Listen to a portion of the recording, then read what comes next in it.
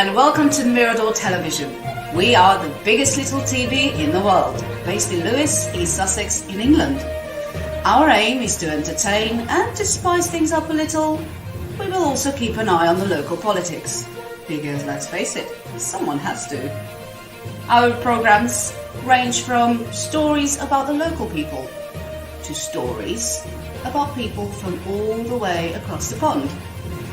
Brought to you by our wonderful colleagues in New York.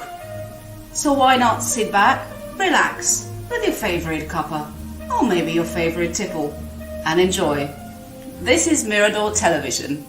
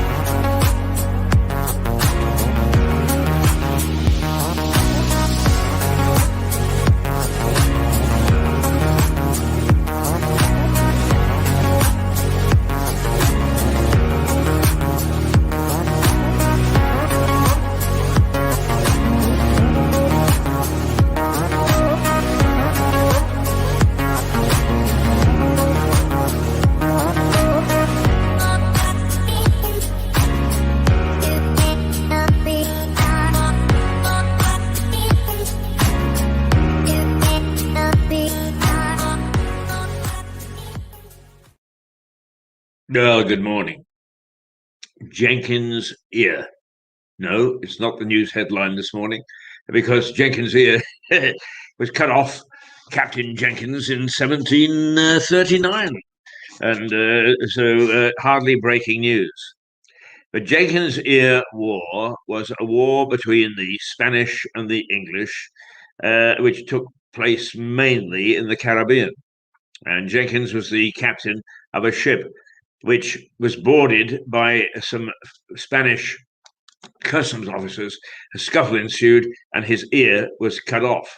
It was then duly presented to the House of Commons in a pickle bottle as an example of why we should go to war with the Spanish, and that nobody should be able to do that to the captain of a British ship on the high seas.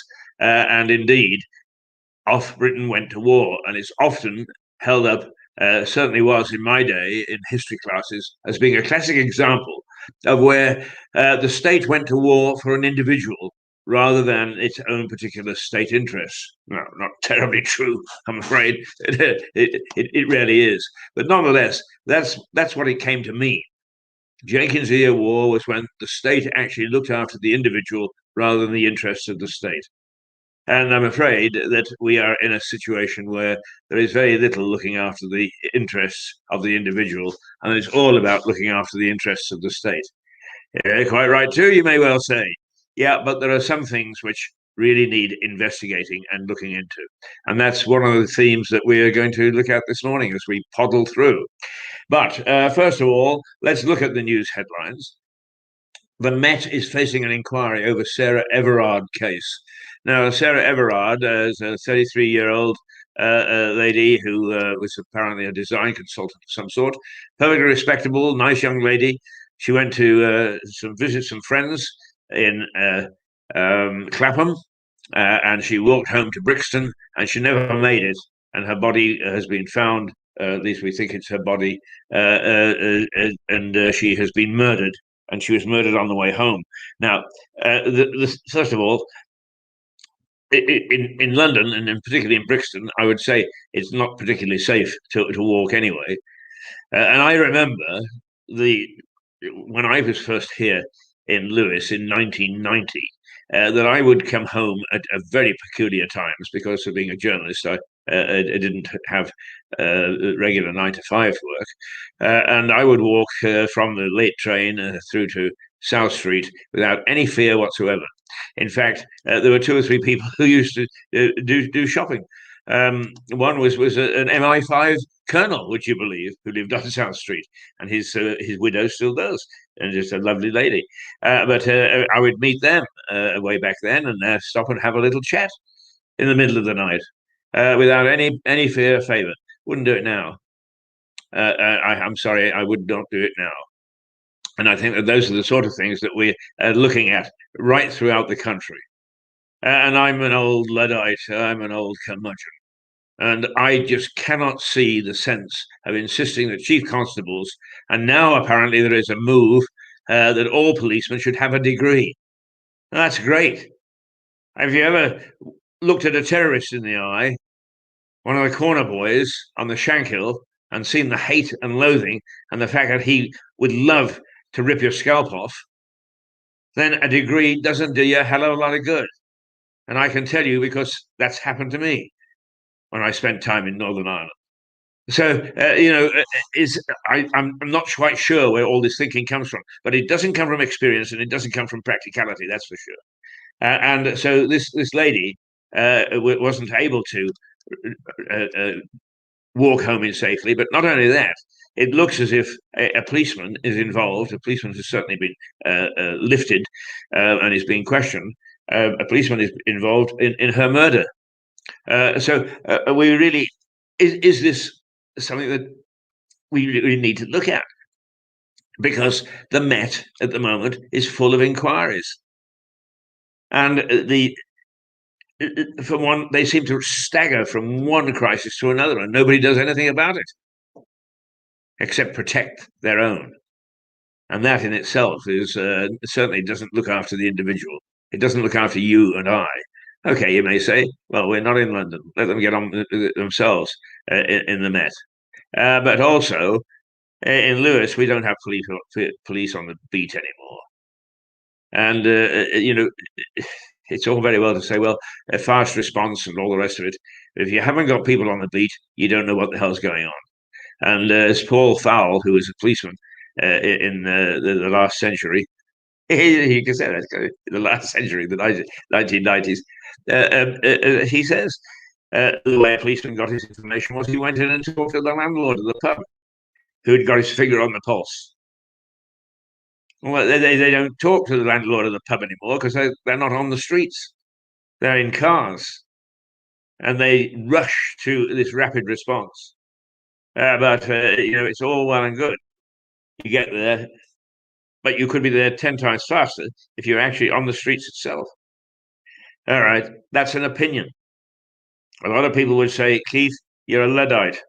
It's not going to work that way anymore. And probably they're right. It's not going to work anymore. But it just shows that our society is not prepared to ask what is best, but only what is dated. And that's really what gets me, is a lot of younger people is, you're old-fashioned. I've had it in this television station. I've had people come in and tell me how old-fashioned we are, and they can't do it. And then when we actually try to implement some of the things that they suggest, which not based on experience, but based on their degree or their course at university or a technical college or whatever, is it doesn't bloody work. Because experience has shown that these things need to be revised, reformed. And reform is something that politicians particularly, but most establishment people hate the word. They hate the word reform. They're very comfortable with the way things are. Thank you very much. Well, I think if there's anything that the pandemic has taught us is that people are not at all happy with our present environment, our present society, and that we are looking for change. Do we know what that change is? No. Why should we? Change is about probing and looking into the future, a different way of doing things. And if we're not prepared to do that, then we will not only go backwards, but we will become a society that doesn't know its A from its elbow. And that is a big danger. Why should I give a fig? Look at me. I'm over 35. I don't really have to worry that much, do I? Yes, I do. Because I've spent my life as a journalist and I've worked in some very strange places. And I've worked on behalf of what I believe to be good, honest, ethical journalism, and trying to bring it to places that have been in totalitarian regimes. I worked hard at it.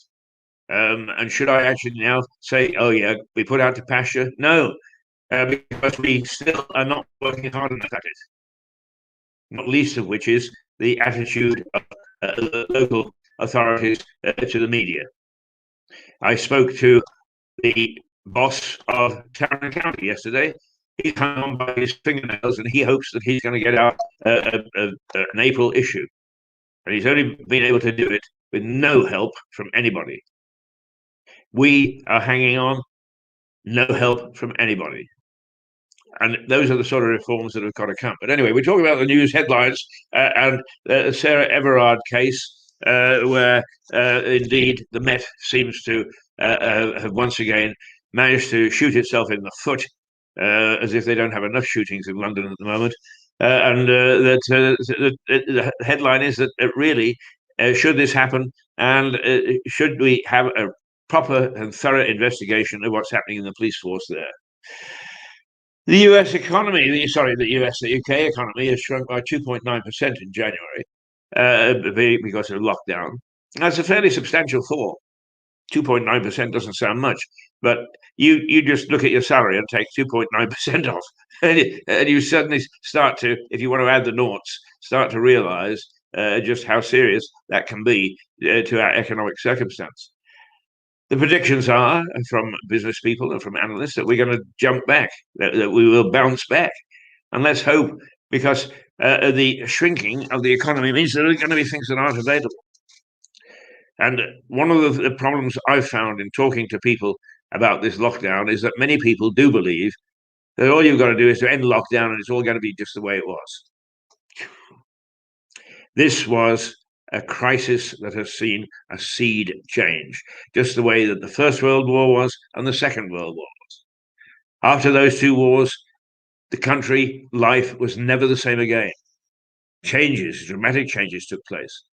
And many of us believe that those dramatic changes are going to be reflected at the end of this. So if you think 2.9% of the economy isn't particularly brilliant, well, see what it is that is going to be locked down.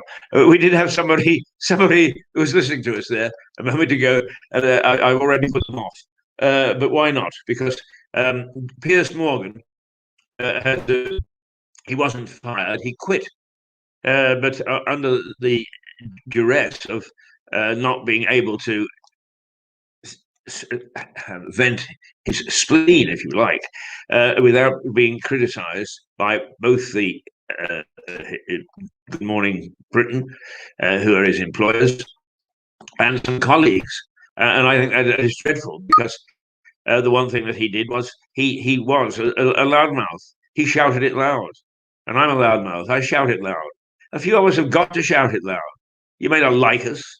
You may think that we are blowhards. But, Piers Morgan is a bit younger than I am. But he'd been around. I've been around. And we actually do gain great experience from all sorts of parts of the world. And we try to bring that to our view about what society should be doing and what it shouldn't. And if you don't like it, you can argue with us. But let's not do away with debate. Somebody didn't like it. Oh, that's okay. Some of my closest friends say, Keith, for God's sake, get off the pot. We really don't like you very much when you start to yell and rave and so on and so forth. But anyway, the economy has gone down. In Wales, hairdressers are to reopen, but the retail sector stays shut. As far as I'm aware, we are still on course for relaxation at the end of the month. Six or more can get together. The pubs will open in April. There will be still severe restrictions. We won't be able to go in and belly up to the bar. But nonetheless, it is a move in the right direction. Shops will start to open, and I can get my hair cut, hopefully. So that's as it should be. The weather this morning, our little weatherman has not turned up. So let me tell you that it's going to be raining on and off throughout the day, and the wind is be fairly blustery. Looking at my faithful tree out there, I can see that it's moving in the breeze. So yes, that's right. There are clouds over. They look pretty ominous, grey. Although there are sunny spells, and I think we are going to get sunny spells throughout the day. And the temperature is going to range between 7 and 6 and 10, 6 and 10, and I think that we're over the 6 now because we're well into the morning. We are well into the morning, aren't we? Yeah, it's 7:46. Time for you all to get up. Right, okay. Those are the bare essentials, as it were. And one of the things that I'm going to do this morning is not because I'm self-indulgent, which I am, but people say, "What sort of experience do you have, Keith?" It's all well to say you had experience. And my colleague some time ago decided that I was the teller of tall tales, and some of these tales I should put up to be examined closely by the viewership, by the public, to see whether, in fact, they are tall tales or whether they have any merit. So why don't you make up your own mind? And we should be able to have a tall tale. It goes on 5,000 to 6,000 miles, all on my own, and a real adventure. And the first year was pretty good. I spent the 2 semesters as required at the university, and then I got a job for the summer. And I went out into the Rocky Mountains between 2 small communities, at least in those days they were small communities, called Revelstoke and Golden. Wild, it was wild. And my job was to help build the Trans-Canada Highway between those 2 points, because there was no road there. The only way in was by rail, a train that had been built many, many years, almost a century before. Well, not the train itself, but the tracks. And I remember on that first journey, getting off the train at a place called Stony Creek. I thought I was at the ends of the earth. It was raining. There was mud and streams flowing down the mountainside. There was nobody there. And there I stood beside the track, watching my safe train, which only came once a week, disappear into the mountainside. You've no idea how you feel that first few days. But it was very fortuitous, because I learned a number of things in that space of 2 or 3 months that I worked in the Rocky Mountains. I still got an English haircut. On the odd occasion, I wore my school blazer with the mitre on. It's English, I was English in a Canadian setting. And boy, didn't they know it. And I would go into the bunkhouse, and on one occasion, I reached for the gravy jug, and because the chap had a very heavy accent who was sitting opposite to me and said, "That's not gravy," I didn't understand. So I smiled at him and poured the gravy all over this wonderful meal, to find out that it was chocolate sauce. Chocolate sauce sitting on the table when in fact you've got potatoes and meat in front of you. Oh, that was a learning curve. And the same chap said a little later, he said to one of his companions, "You sure can tell that young fellow is English, can't you?" And I thought, "Well, yeah, I suppose you can." And he said, "Why do you say that?" He said, "Because he eats his pie with a spoon." Canadians always eat with a fork. What a giveaway. Never mind the blazer, never mind the haircut. But it was that summer that my actual athletic prowess really came out. Because I broke the half-mile record and the high jump record within minutes of each other. And I also, not sure it was a record, but did pretty well in the weightlifting department. That was a few days later. But first of all, was the half-mile record. When you go to work in these camps, there's not much to do. You work, you sleep, you eat, and after a month or two, you get out and you pick up your check. Very nice it is too. But on a Sunday, no television, no limited books, no newspapers. They would probably come midweek. So you just hung around and it was very boring. Understanding that and needing work done, the camp bosses would say, would you like to earn some more money? As a university student, wow, would I like to earn some more money? And you got time and a half for working on a Sunday. It's rather nice. So this particular Sunday, I was deputed to go up the mountainside and to start digging little potholes to see whether we could hit gravel, stones that they could use to lay on the bed of the road which we were building. So off I trotted, hey-ho, shovel slung over my shoulder, clambered up the mountainside, found a suitable place to start to dig holes, and started to dig away. After a little while, I heard some stones being loosened up on the railway track. I paid no attention at all, because there was a railway gang that lived, yes, they stayed up in a little hut on the railway site. And they, like us, had nothing to do on a Sunday, so they would earn some extra money going out, testing the track, and that sort of thing. That's who I thought it was. I continued merrily to drink, if only I'd had a drink. I continued to merrily dig away at my hole, hoping that I would hit gravel pretty soon. It was back-breaking work. And then I looked up to see a huge grizzly bear coming down the mountainside, his beady eyes fixed on me. I hadn't had lunch yet. He was determined to have his lunch, and I was it. I threw the spade down, and I took off down the mountainside. Now I was dressed in work clothes. I had big work boots on. They came way up past my ankles. They got thick soles. They were leather. They were toe-capped with hard stuff, so that if you dropped anything on them, you wouldn't crush your feet. And I took off down the mountainside at a great rate of knots. The spring runoff was still there. Water was still cascading down the mountain. So the mud must have been good 2 or 3 feet deep at some stages. I managed to avoid disappearing into the mud altogether.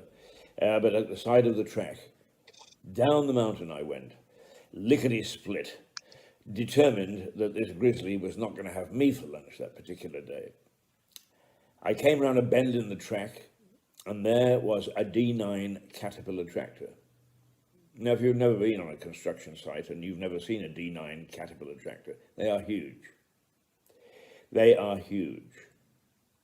And they stand about a story and a half. So if you look at a small house and try to guess that you're looking at just below the bedroom window, that's about the height, 7, 8 feet.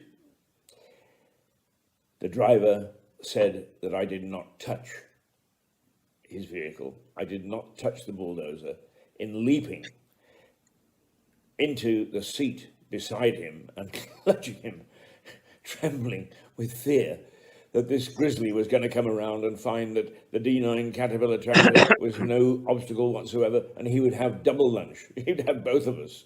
The old Caterpillar driver, the tractor driver, of course, had been around for a long time, and he was killing himself with laughter that I'd come down the mountainside at such a rate But he swore that I did not touch his vehicle, that I leapt from the ground and I got into the seat beside him. So I'd done 7 feet. And even in those days, the high jump record was only about 6 feet something. So there I had set one record. But I previously set the record for the half mile, because it had been about half a mile that I'd raced down the mountain to get out of the way of the grizzly who wasn't stopping.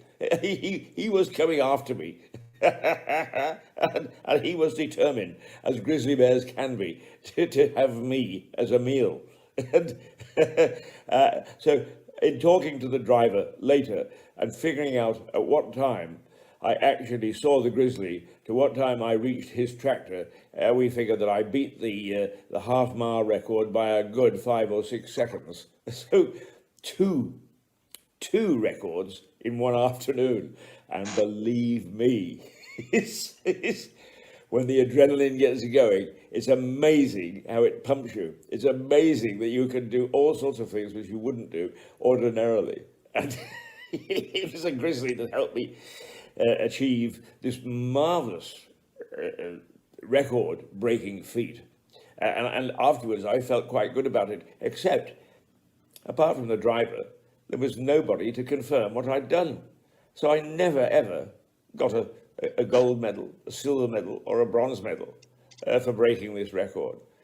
All I got was a giggle from the driver, and perhaps a little self-satisfaction of knowing that I had been as speedy as I had, even though I was driven by a grizzly bear. And if you say, oh, well, was it a grizzly bear? Yeah, you can tell a grizzly. It's not only his size, but a grizzly, unlike any other bear, has a hump just behind his head. So it is easy to identify. Well, there you are.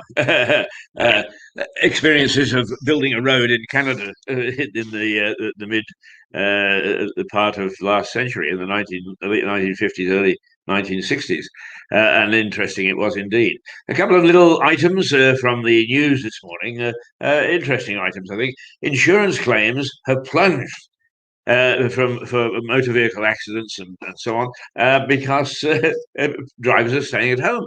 They're not going onto the streets. Now, I'm glad to see that statistic, because it seems to me that when I want to cross the road, it is no difference to a year ago when the streets were full, because we just simply were enjoying life as it should be.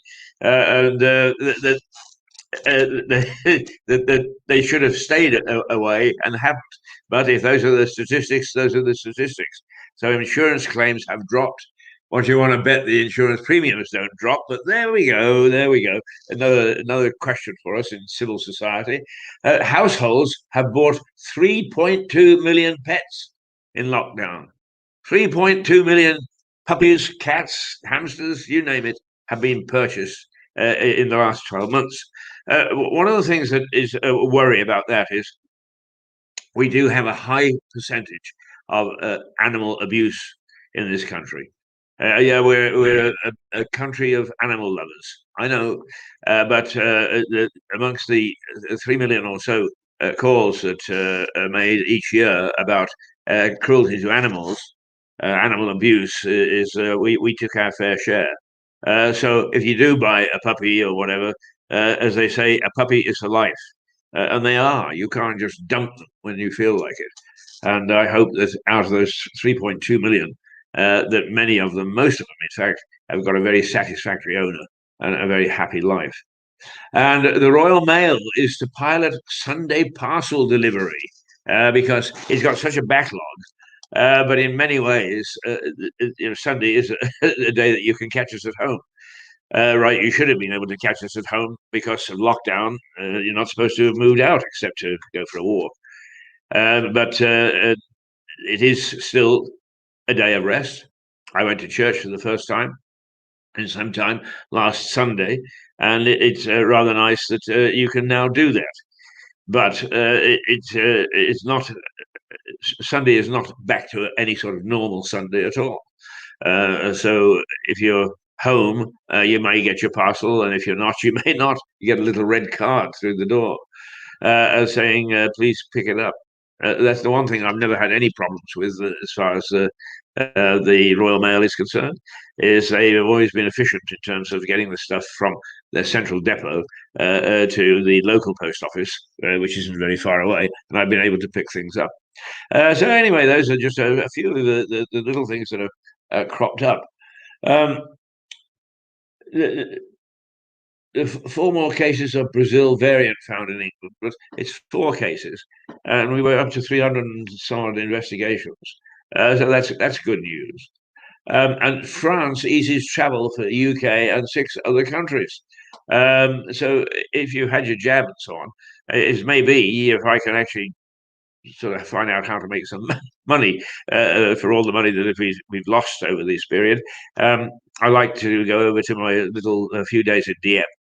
I wake up in the morning and I have a brandy and coffee for breakfast. I eat my oysters during the day, and I have a lobster at least once during the evening. And Dieppe, strange little town now, because mostly it's bypassed, but nonetheless, it's a nice little town. It's a pleasant little town. The only thing is that I would warn you that if you get off the ferry and you get onto the bus, you better have some euros ready, because they don't take English money. I was thrown off the bus, walk into town. And at one time, you got off in the quay. There's no problem. Not anymore. It's a yacht base. The ferry terminal is a bit out of town. So if you want to walk in, you better stop at as many bars along the way as you possibly can, and have a brandy or two.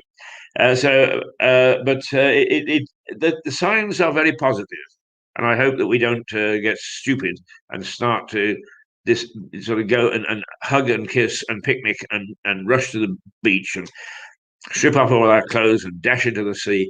Oh my goodness me! No, let's hopefully we'll behave with some decorum this time and make sure that we don't do away with the end to lockdown. It's 2 minutes past 8. Look outside, heavy cloud. It's ready to rain, but it's not at the moment. We've got some scattered sun. Well, I'm not sure whether it's a scattered sun or a scattered cloud that lets the sun through. But nonetheless, let's hope that it's all going to work very nicely. And I started off by saying Jenkins Ear War, and I'll explain a bit more about Jenkins Ear in a moment or two. But I think at 2 minutes past 8, we should remind you about who we are.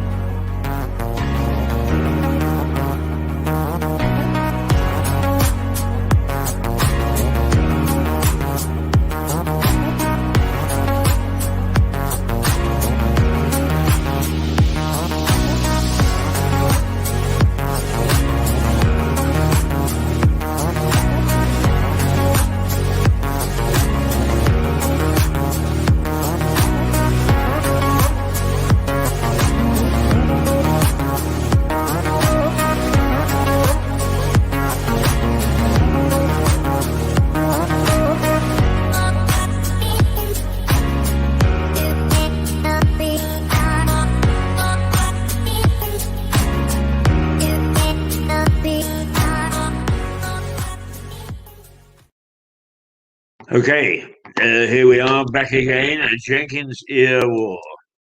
Let me just reiterate the Jenkins Ear War took place in 1739.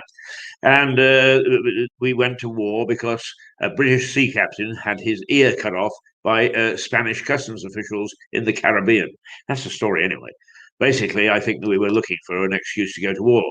But it's always held up, or was held up, to English schoolboys, and excuse me, schoolgirls, but in the 1940s and 1950s, it was a bit different, wasn't it? Boys' Own Annual and all that sort of stuff is held up as being the hero because he caused the country to go to war for an individual because the nasty Spanish had cut off his ear, not for any untoward reasons such as we lusted after the Spanish gold. No, no, no, no, no, no, no, no. Well, it's all fabrication, actually, because we were looking for an excuse to go to war, and Jenkins here gave us a jingoistic, hey, let's go to war. But assuming that we take the Jenkins Ear War as being a sign that the state looks after the individual rather than the state at all costs, I hold that up to local stuff. Now, one of the things that is bothering the hell out of me, and it's bothering the hell out of Stephen Catlin, and if you want to catch what Stephen had to say yesterday, it's on Facebook. You can find Stephen Catlin on Mirador Television, Lewis, and he had quite a bit to say about the inefficiency of the council, and particularly in their failure to pay income tax. Now, what happens to you and I if we don't pay income tax? Well, they don't actually hang us anymore because they can't against the law. But they do the very next best thing. And it's a very uncomfortable experience if the taxman decides to get hold of you. And so Stephen is pointing out it's been 400 and some odd days on one particular issue with the council that they haven't paid the tax. And when he said, asked them why, he was promised that this would be put before the members, as they call them, the elected officials, at a meeting on Monday. It did not appear in the agenda. It was not discussed. Now, that's the sort of stuff that they can get away with. Let's say now, and I did an editorial on this yesterday, and because the headline in one of the stories in the newspapers yesterday was, we are going to have less efficient councils and more expensive taxes to pay. And indeed, we've been preaching that for the last 4 or 5 years, because a Harvard University review, which was then replicated here, showed that in the Western world, Western economies, in America and here, that as local media shrinks, so the inefficiency of local councils grows, and so does the cost. So it's classic. We're now being warned by some great think tank who probably got millions to look into this. And we've been saying it, and we've known it for a good 4 years. But now they've come out and said, hey, watch it. And I think you better watch it, because in post-pandemic Britain, all sorts of things are going to change. And one of the things that has bothered me is we've received no support whatsoever. Now, there's a very, very decent bloke, I won't name him in case his bosses fire him for being decent, at Lewis District Council, who has helped me through trying to get to the bottom of how we might just get a little bit of support, which we desperately need. We, like everybody else, there's been no advertising revenue. People haven't bothered to sponsor or whatever. And, why should they? It doesn't help their business during this lockdown period, but it is coming out. So we are trying hard to get some money. Now, it's not his fault, but the government says to the local council, now, will you please distribute this money for us? And the local council says, so they have meetings, and then they review, and then they send it back, and then they look at the fine print, and then they go again, and then it has to go before the council members who are basically in charge. And it's just a folly roll that's gone on for 3 months. So when I got home last night, what did I get? Is a demand for rates, right? A demand for rates for £2,594. You owe £2,594. You can pay right away if you wish, or you pay in installments of £263.80. Well, you add that onto your rent, and suddenly we're back in difficulty before we've even been guaranteed getting anything from the council. Now, if I went back and used the same argument with them, is look, I tell you what, I have to have the first of all confirmation that this is the correct assessment. So I'm actually going to go to your own committee, right, which isn't hearing very much at the moment, to get that confirmed. Oh, and I'm going to have my accountant look at it to make sure that I'm paying the right amount and for the right things. Oh, and I'm going to make sure that when I pay it, the money is being spent. Because I'm not satisfied that the money is being spent in the right area. Oh, right? You've got 10 days in which to pay. Otherwise, all hell is going to break loose, and you're probably going to be thrown into the North Sea without a lifebuoy. Yeah.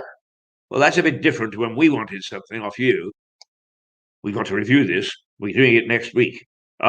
We've got holidays coming up. We had to take those. Right. And so on and so forth. We try it as individuals, and poor old Jenkins, it pales into insignificance because we are not helped one little bit. Now, I must say that because I dealt with actually 2 or 3 very decent people at Lewis District Council, not the politicians. They don't want to know. But 2 very decent officers.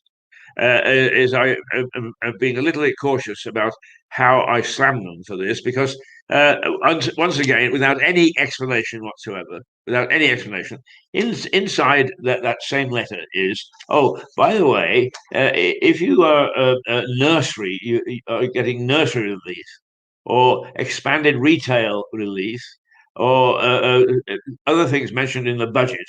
Don't worry, because you're going to have a cap put on your rates bill, to help you get back on your feet. The only thing is that doesn't come in till July, and the demand from the computer, and with death at your very throat, is for the end of this month. No, the beginning of April. Yeah. So where do you go? And it's the same with other government organizations. They don't care. They simply do not care. All they have is a look at a document that is given to them by central government, and they pay absolutely no attention whatsoever to whether it's sensible, whether it's honourable, whether it helps the community, whether it helps our business, whether it's going to keep people in jobs. They don't care. All they care about is, did we fulfill the mandate of the form? And they're not even doing that, because there are so many cock-ups coming out of this council now. That Gary Toynton has joined us again this morning. Morning, Gary. Good to have you watching us. It always makes me feel very, very good when Gary keeps an eye on me. He steers me in odd ways. He's a good lad. But we then find that we have a great outpouring of mental health. Everybody is worried silly about mental health. Whoop-de-doo. Once again, I had been looking after, up until about a month ago, or 6 weeks ago, a lady who is, kindly put, mentally stressed. Did I get any help? No. The best I got was from the MP. A little note saying, "You're doing a great job, Keith. Keep it up. Chin up." Right. Well, it's cost me a bloody fortune to look after this lady. And every time I tried to get some sort of relief, I was pushed backwards and forwards. I actually got to the point where I refused to pay my council tax. Oh, well, that's okay. We'll just take you to court. All right, I said, take me to court, and I'll have my day in court. Oh, it's going to be Clarence Darrow. Oh, I was going to make great speeches, Churchillian-type speeches, and the magistrate would say what a wonderful chap I was and blame the council for it. But no, they sent down one of their representatives to have a little chat, and they persuaded me that I should drop the case and that they would look at my complaints. Well, okay, I said, that's fine. We dropped the case. We didn't go into court that day. And did they follow up the complaints? No. They had an internal review of people, their jobs. The person that came down to the court who had promised to do things got a new job or was sacked or whatever, who knows. Then it went on. But, you know, all you've got to do is to look around you and say, all this concern suddenly about mental health. We've had no concern in our society. Have any of you ever been to the sort of the mental hospital that they've got down at Eastbourne? It's horrific. It's horrible. I wouldn't want to stay there for more than 5 minutes, and I didn't. Who knows about that? Do you know how much money we pour into mental health? Well, I can't remember the exact figure, but it's somewhere between 12 and 13 billion pounds in our budget. That's an awful lot of money for anybody. And we pour that money in, and what do we get for it? Well, the police, who have to arrest people if they want to get them sectioned. And as they say, they don't know. They're not trained for this sort of thing. It shouldn't end with them, but it does, and nobody wants to reform. Do you find any training for people in, say, supermarkets? Because this lady was quite often told to leave because she would get vocal about things because she got upset. And nobody has been trained to try and deal with her. Is show the door, ban her from coming in. Banks the same. Oh, yeah, we're all worried about mental health, and it's on the increase. But I'll tell you, if you are beginning to find mental health stress, be careful if you think that the state is going to look after you. There'll be lots of words, right? We'll put the future king in charge of one of the big charities. Great, but what are you actually doing on the ground? Very, very little. Very, very little indeed. And if we're going to reform, somebody somewhere has got to get to grips with what's really happening on the ground. Experience. I think that every MP should have to work in some social support system for at least 4 years, so they know really what's going on, instead of making protestations, which if they're caught out, they make excuses and say, oh, well, no, it wasn't our fault. Things we can't do as ordinary citizens. Yeah, am I anti-establishment at the moment? Yes, I bloody well am, because there is a lot of talk and very little action. It was easy to splash the cash. It's the same as Rome and the corn laws. Is when anybody when they had any dissent in Rome, they would throw a lot of corn their way, so that they could go and have a party and have good food and so on and so forth, and then it would drift away. Well, that's what we're doing. It's almost like Marie Antoinette. Let them eat cake. Nobody is examining what's going on. Now, Boris, God bless his soul, controversial character though he is. How am I going? Oh, 18 minutes past 8. All right, you can get rid of me in a minute, but I'm in full flow. And why not? Boris, God bless him, said just before the last election, we have a governance system that is not fit for purpose. We need a root and branch look and reform. Oh, reform. And part of the reason that I was pro leaving the EU is not that we might not have been able to make an accommodation, but the EU was not willing to consider even the word reform. Not even the word, let alone think it. And if things aren't going to reform and they're bad, then the best thing is to dump. But we're just as bad in this country. We don't look at reform.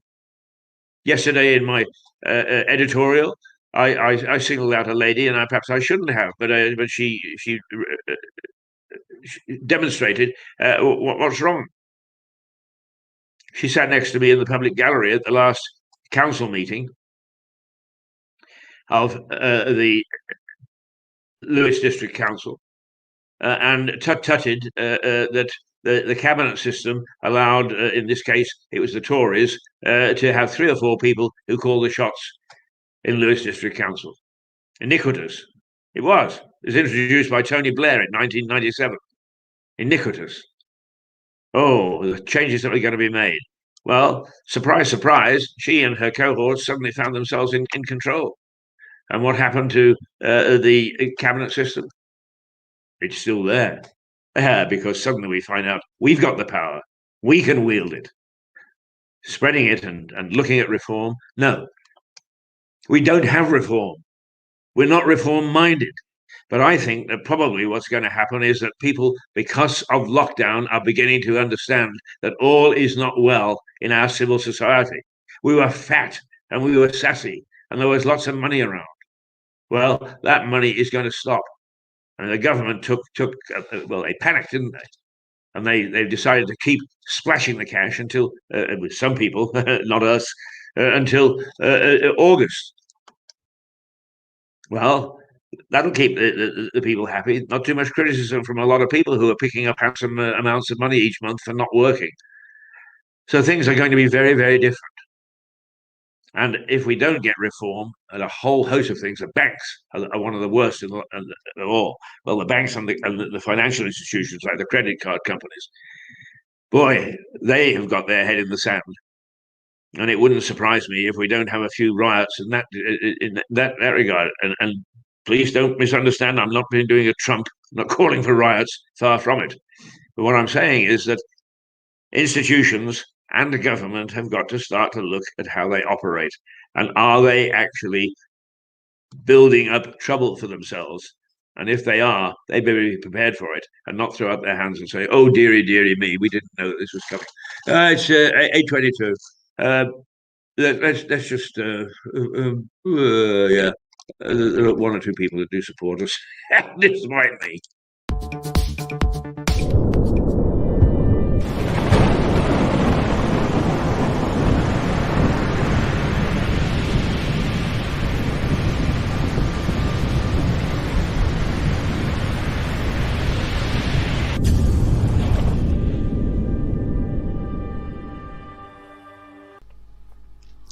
When you've missed the train,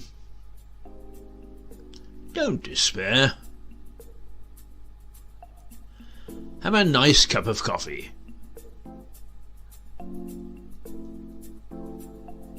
And perhaps a mince pie. At the Runaway on Lewis Station. After that, why worry about the next train? The Runaway on Lewis Station. Relaxation beyond compare.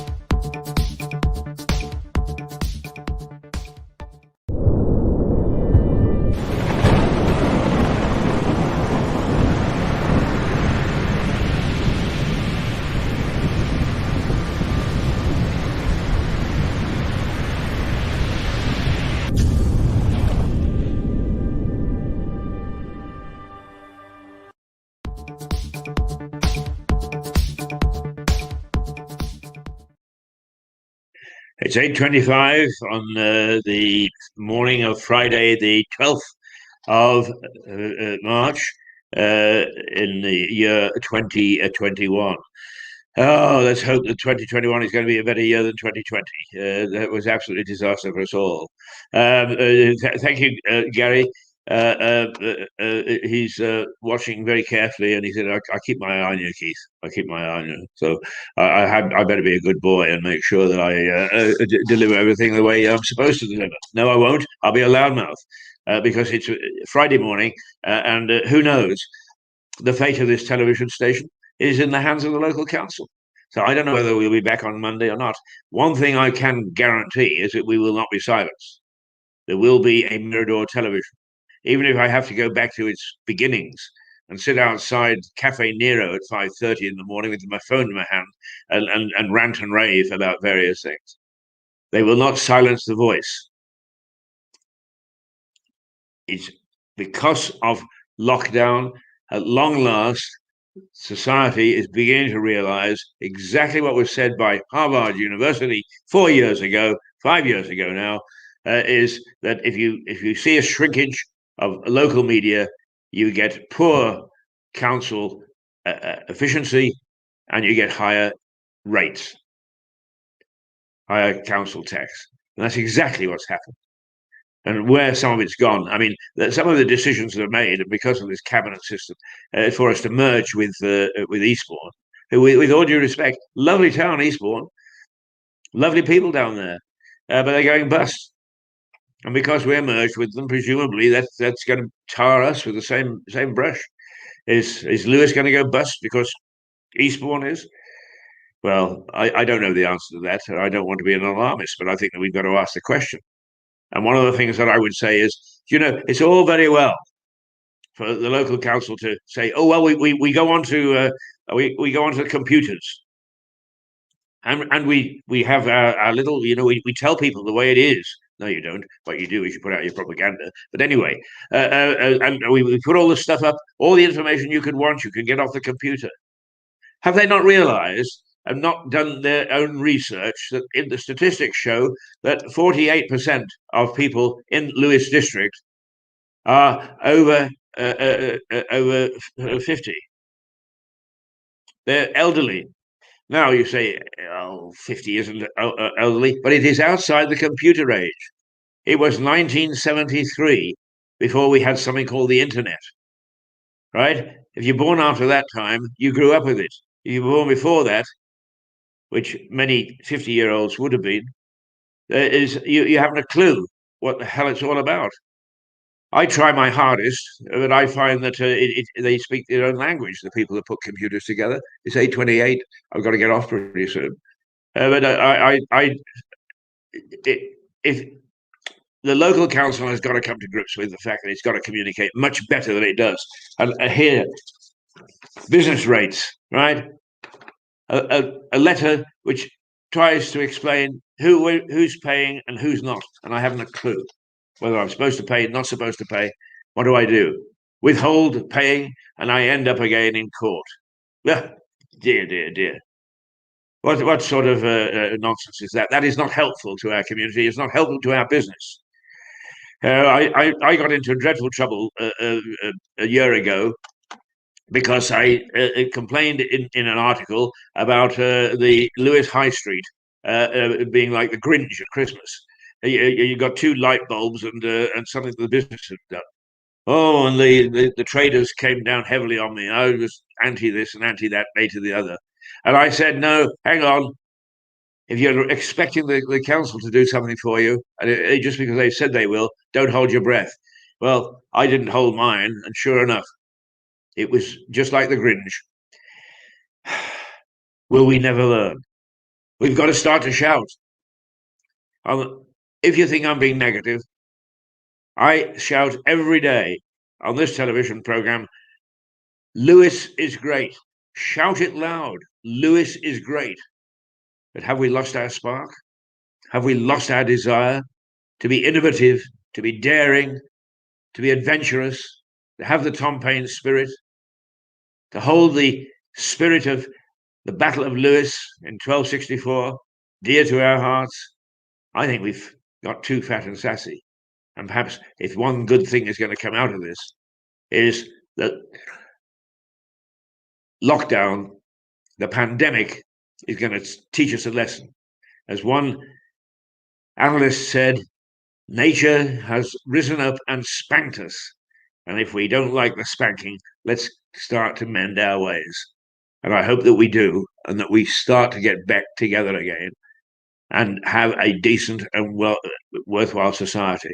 Just before we go, one of the things that I advocate, and I will be heavily advocating, is local politics should not be attached to any given party.